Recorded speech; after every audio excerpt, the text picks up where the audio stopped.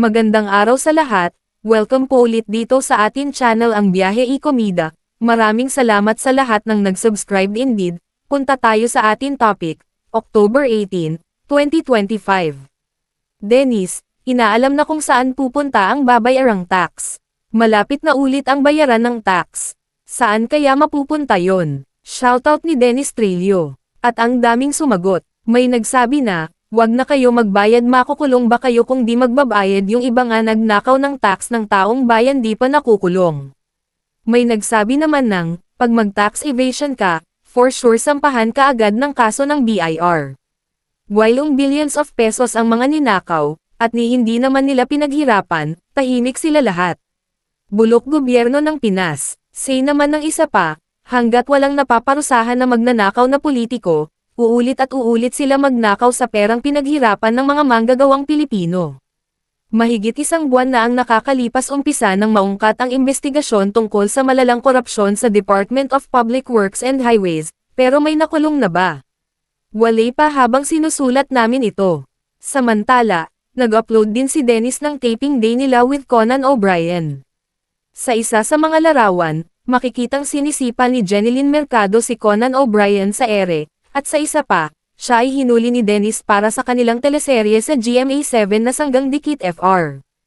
Obvious na nasiyahan ang komedyante na si Conan O'Brien sa kanyang sorpresang pagbisita sa Pilipinas, base sa maraming mga larawang kuha niya sa biyahe. E-follow ang Facebook at Instagram ni Dennis Trillo. E-click ang mga link sa description box.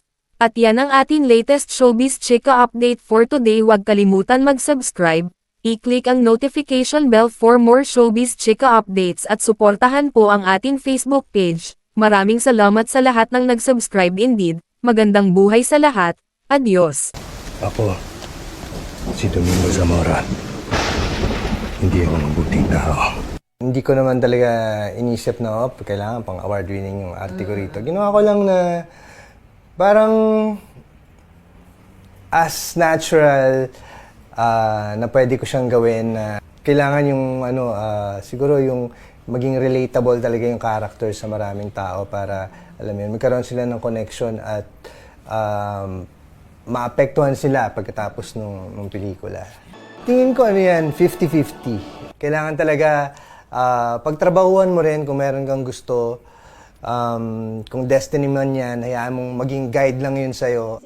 Dennis shared, may pangarap pa siyang award. Siguro naman, Oscars naman. Hindi, joke lang. Hindi. Why not? Yun yung rurok, pero alam mo yun, malayo pa tayo doon. Parang wala pa akong musical. Would you like Wala to akong have maalala. something like that in the future? Why not? Ang gusto ko talagang gawin kasi mga horror eh. Gusto ko yung mga dark na mga projects. Horror, suspense, thriller, psychodrama.